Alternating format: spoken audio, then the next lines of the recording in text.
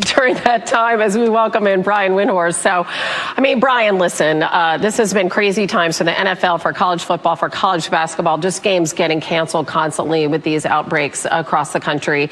And over the weekend, the NBA put out their COVID-19 protocols. So we're talking about 450 players who are not going to be in a bubble, the one that was so successful in restarting and finishing the season. What do we need to know about these protocols? Well, Hannah, the NBA is saying that they are expecting, and it's common sense, that there's going to be positive tests. And they are openly saying that even though there's going to be positive tests, they have no intention of slowing the league down, postponing, or canceling. And they made the decision back in November that they were going to start in individual markets, that the bubble idea was going to be retired for the time being. Now, there are teams that have announced that they're going to start without fans. In fact, the Charlotte Hornets were the latest team to announce that today. But the NBA is going to try to fight through this, going to try to manage this situation, and they are going forward. And they are going to start Christmas week, and they are going to get as many games as possible. And to try to mitigate what you're talking about, they are not going to announce the second half of their schedule until later into 2021, so they can hopefully make up games that they know will probably have to be postponed. Yeah, and players who test positive could be out as long as 12 days. That's several games in there. It's not just a weekly game like the NFL, so you could perhaps foresee some sort of domino effect. It'll be fascinating to see how that goes as players begin reporting tomorrow. And we have a couple of unresolved stories, really big storylines regarding the Lakers and the Bucks. Let's start in LA with Anthony Davis. Yeah, how about the two biggest storylines of the NBA offseason? That's Anthony Davis and Giannis Antetokounmpo. Anthony Davis has not signed his contract yet. Training camp starts tomorrow, and it's led people in the league to wonder if he is waiting to see what Giannis does with his contract. The reason this is interesting, Hannah, is that the Lakers only have two contracts on their books for next year at just $15 million, because LeBron James has an opt-out clause in his contract. And if Anthony Davis builds his new contract with an opt-out clause, they could have anything on the table. They could go chasing after free agents, whether it's Giannis or not. So definitely keep an eye on that. He's running out of time to sign him. As for Giannis, he returned to Milwaukee from Greece over the weekend, and the expectation that the team has is they will meet with him in the next few days to discuss his contract extension. Now, it's $225 million in 5 years, but he only has until December 21st to make up his mind, and then it goes away until next summer. This is obviously a massive thing, arguably the most important thing in the NBA right now, and Giannis is going to have to address it at some point. It's hanging over the Bucks, but the Bucks are confident he's going to sign it. Yeah, and speaking of a domino effect, like you said, it could, maybe inform what AD does. And it's hard to believe. I mean, all these things coming so fast and furious. The season actually begins 3 weeks from tomorrow. That's unbelievable. Brian, as always, we appreciate the info. Thank you. NBA Donovan Mitchell and the Jazz agreed to a 5-year max extension worth up $195 million. Wrap your brain around that one. He's coming off a postseason where he averaged over 36 per. Jason Tatum, also 5-year max with Boston, also worth up to $195 million. First-time All-Star in 2020. And the Lakers agreed to a deal with Marc Gasol, the defending champs, really reworking that front court. They also traded JaVale McGee to the Cavs to clear up some space for the Gasol signing. Nice and busy times right here in the middle of football season for NBA insider Brian Windhorst. So can we start with Giannis, our 2-time reigning NBA MVP, because he enters the final season of his contract, as we all know, but he could sign the Supermax, 5 years, $228 million to remain with the Bucks. What sort of ripple effect could that have, Windy, on the rest of the league going forward?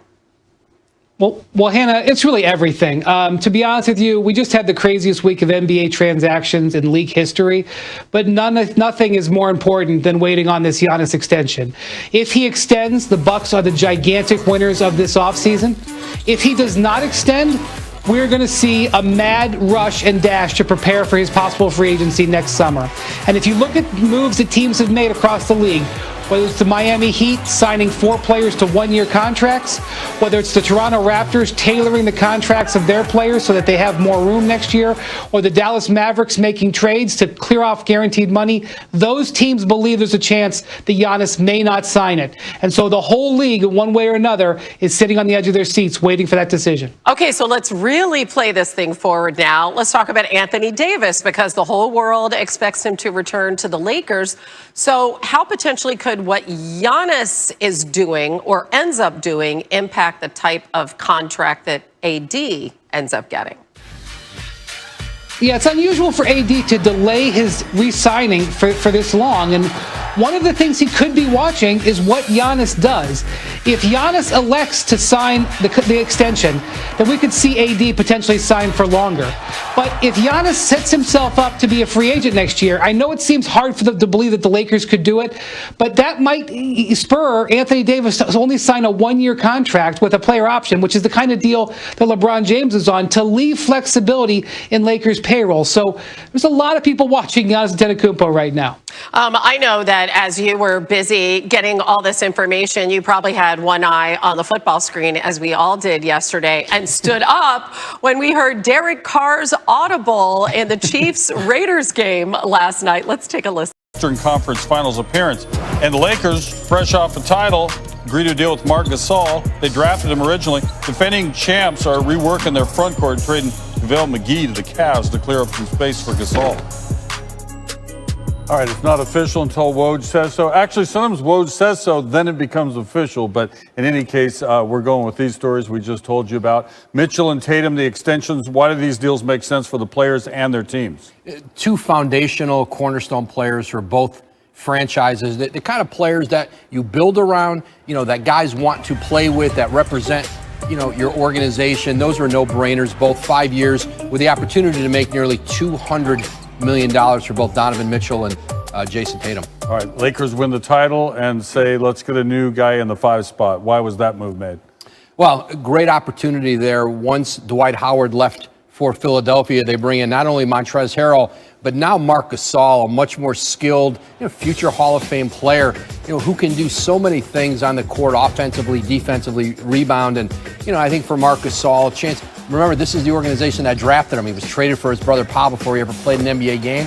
Now Pau's out living in Southern California. He'll be near his brother and have a chance now to win another NBA title. He won one with the Raptors. Woj using just one of his many phones. Thanks for joining us. Yet another NBA championship. The Lakers have already pretty much renovated that entire roster. They picked up the top 2 bench scorers in the NBA, and Dennis Schroeder and Montrezl Harrell. Also improved their three-point shooting by adding Wesley Matthews to a team that ranked 21st in three-point percentage last season, and re-signing KCP to a new 3-year deal. Yeah, that should help in that area also. All right, to dig a little deeper into NBA free agency, we've got our front office insider Bobby Marks with us, and give Rob Pelinka and that front office in LA a lot of credit for what they've done for the team that's about to be defending a championship. But considering what they've done, what else can they do? Yeah, rarely do we see a team flip their roster over, right? Of course, they still have LeBron James and Anthony Davis, but Wes Matthews, Montrezl Harrell, and Kentavious Caldwell-Pope, of course, is back. Dennis Schroeder, they've added. Now, this is what they have left to do. They've got 4 roster spots. Mm-hmm. They only have the veteran minimum exception that's worth about $2.6 million. But here's the challenge. They are hard capped, so you need to fit those spots under that number, $6.5 million. The challenge becomes and here's a player that's being linked to them, is a player like Marc Gasol.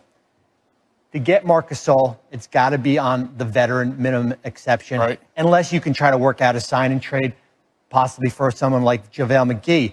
The hard part is he only makes $4 million, so you've got to make the money work. But so far, this team has really reshaped itself. Best team in the West right now. Yeah, it'd be interesting if Gasol wants to go west and try to win a second NBA championship. All right, so let's talk about some of the another team, Bobby, that maybe he's not getting the attention it deserves based on what they've done with their roster. Yeah, that's the Portland Trail Blazers. That's a team that was just fighting to get into the playoffs last year, sneaks into the 8th seed. I've got them as a number 2 team in the Western Conference right now. Yes, they get an A+ for the offseason. I know we don't give trophies for the offseason. No, we do not. But they're getting it from me. And I think when we look at their roster, here's what they've been able to do. They've added Robert Covington from the Rockets. Yep. They've re-signed Rodney Hood. Of course, Damian Lillard, C.J. McCollum, and Yusuf Nurkic is back. But this is what I really like. Carmelo back for another year. Derek Jones from the Heat. Zach Collins returns. Enes Kanter. Harry Giles. And this is what I call them. I called it the $40 million club, right? Okay. Kanter and Covington in trades, free agents, Hood, Anthony Jones, and of course, Harry Giles. Yeah. And where I see them, this is a top 4 team in the Western Conference. They're way up there in the Pacific Northwest. Oftentimes they kind of get overlooked, but you got to give Neil O'Shea credit for what they've done so far. And Bobby Marks said they're number 2 in the West right now. We'll see how that plays out throughout the season. Bob, appreciate it. Wojnarowski, a couple of all-star players have earned max contracts. We start in Boston, where Jason Tatum has agreed to a 5-year, $163 million extension with the Celtics. It includes a 30% escalator clause that could turn that guaranteed 163 into $195 million should Tatum make one of the 3 All-NBA teams. The 22-year-old averaged career highs of 23 points, 7 rebounds, and 3 assists last season. Celtics went to the Eastern Conference Finals for a second straight year. Also grabbing a max bag, Donovan Mitchell. The Jazz guard getting that same 5-year, $163 million extension. Again, that could balloon to $195 if he reaches All-NBA status. The 24-year-old averaged 24 points a game last season, and then he dropped 2 50-point games during Utah's 7-game series loss to Denver in this year's playoffs.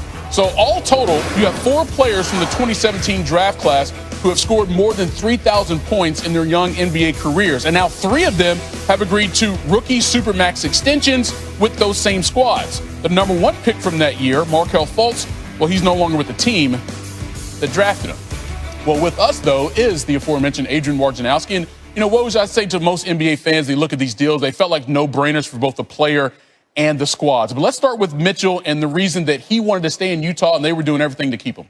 Yeah, there's a great relationship there, Donovan Mitchell, not just that organization, but that community. And he came to them at the draft, right before Gordon Hayward left in free agency. That was a wounded city. And immediately he gave them hope. And they realized very quickly they had a superstar and a player to build around. And now he comes back. You saw what he did in the bubble.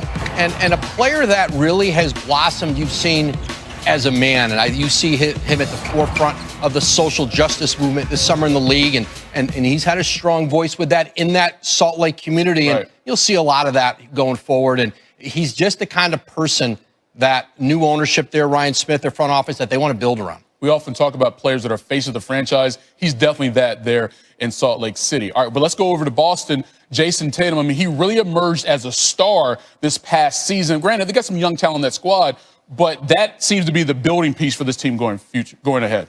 Absolutely, especially you've seen some stars come and go from Boston. True. Max players, Kyrie Irving, Al Horford, and then Gordon Hayward. But Jason Tatum is the player now, 5 years, close to $200 million, like Mitchell, with one more All-Star appearance. And you've already seen with Tatum, he is a player. He can be the best player on a championship team. And, for this Celtic organization with such a history of great ones, he's one you imagine up in the rafters someday. It's not easy to get your number up there, but you imagine it up there. And he's now, for them, with Jaylen Brown and, this, young core they have, he's the centerpiece. Yeah, give a lot of credit to Danny Ainge, not only just drafting Jason Tatum out of Duke, but realizing that he could be a cornerstone for this organization going forward. Woj, as always, appreciate the time, brother. Thanks, Mike. All right. Well, this is where the Lakers are right now, and it is rare for a championship team to kind of flip this whole roster. And first, we saw the move with Dennis Schroeder trading for Danny Green. He replaces Rajon Rondo. Wesley Matthews was signed for the biannual exception, replaces Kentavious Caldwell-Pope. Oh, we